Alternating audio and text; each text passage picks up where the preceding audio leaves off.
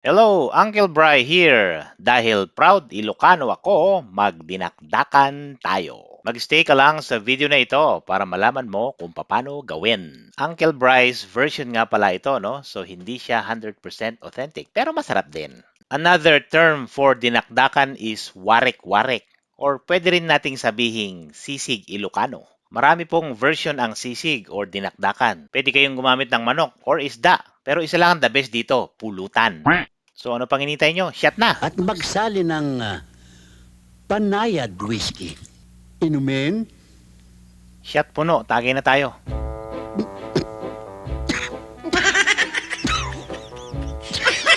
Alak ka lang ho talaga. Agad! Naku! Lali!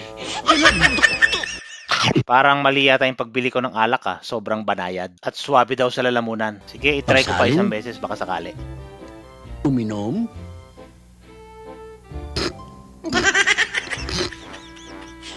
Direk nakangiti ah. Hindi pwede yung ngiti aso, okay? Second try na natin pero matalin talaga ang lasa. Daanin na lang sa pulutan. Magsalin? Inumin? Mm. Wow! Lasang blade talaga ang tapang.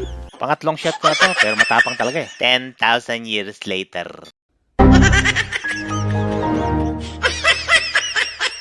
Shenglot na ang uncle nyo. Tara, mag-prepare na nga tayo. Ito ang maskara ng baboy or pig face, no? Tenga, pisngi, dalawang dila, at atay. Pinakuluan ko na nga pala ang ating pig face at dila, no? Kasi medyo makunat sila. So, tatanggalin ko na po yung mga laman dun sa buto ng ulo ng baboy. Ganito po ang style ng pagtatanggal ko, no? Isa nga pala sa diskarte dito sa Canada para makatipid ka, no?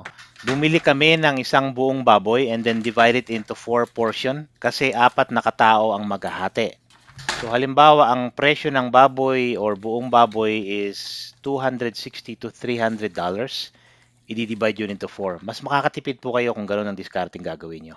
Ayan, nililinis ko na po yung dila. Tinatanggal ko po yung mga puti sa paligid niya. Parang dila mong sobrang talim. Nahasa na sa kakachismis. Umaabot ba naman hanggang takip silim? Oras na para magpabaga ng uling. Gagamit po ako dito ng blue torch para mabilis, no? Tamad po kasi tayo magpaypay. And syempre, work smart, not hard. Kung wala naman kayong blue torch, pwedeng pagbagayan nyo muna yung uling, tapos tapatan nyo ng electric pan. Pero kung ayaw nyo maggamit ng electric pan, paypay tayo. Since napakuluan ko na itong maskara ng baboy which is pisngi and tenga, hindi nyo po kailangan lutuin ng matagal. Once na nag-brown na yung kanyang mga paligid, goods na po yun. Yun naman talaga ang main goal natin, mapag-brown siya. Kasi color is flavor. Ayan, as you can see, golden brown na siya, tapos pumuputok-putok na rin yung balat niya. Very goods na yan. Parang putok mo na hindi na matake ng mga kasama mo kung maligo ka ba naman isang beses sa isang linggo. Ligo-ligo din kasi pag may time. Kung tinatamad kayo mag-ihaw, pwede nyo ring itong iprito or i-bake bago nyo tadtarin. Pero ang pinaka-the best talaga dito is iihawin nyo muna para magkaroon siya ng smoky flavor. Ayan, golden brown na po silang lahat. Para sa akin, ito po ang perfect na texture bago nyo tadtarin ang ating sisig or dinakdakan. Namimiss ko tuloy yung banding namin magpipinsan nung araw. Habang nag-iihaw kami, meron ng alak na nakalapag sa mesa. So habang nagtatadtad kami ng pangdinaktakan, nagiinom na kami. Tapos yung tinatadtad namin pulutan, ubos na rin pala. So wala na kaming pulutan, wala na rin inuman. Panghuli kong iihaw yung atay. And huwag nyo masyadong lulutuin, ano? Parang medium well, ganun lang. Kasi pag niluto nyo siyang mabuti, magiging rubbery yung texture niya or makunat. So tadtaran time na. Ganito po yung style ko ng paghihiwa. Maninipis at maliliit para madaling pulutanin at kainin. Yung iba po kasi ang paghihiwa nila pahaba naman tapos maninipis. Pero mas prefer ko tong ganito para madaling pulutanin at madali ding kainin. Parang ikaw na napakalakas mamulutan sa inuman pero hindi na mahagilap pagdating sa ambagan. Ganun din po ang paghihiwa ko sa ating sibuyas.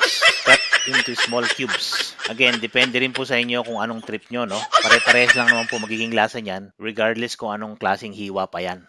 Optional din po itong ginger kung ayaw nyo, no? Pero mas masarap siya kung meron. Ang ratio ko dito, 1/4 kilo ng baboy sa 10 kalamansi. Lalagyan ko rin ng suka, pampatanggal anggo or yung di kanais-nais na amoy. Lalagyan ko rin ng asin to taste.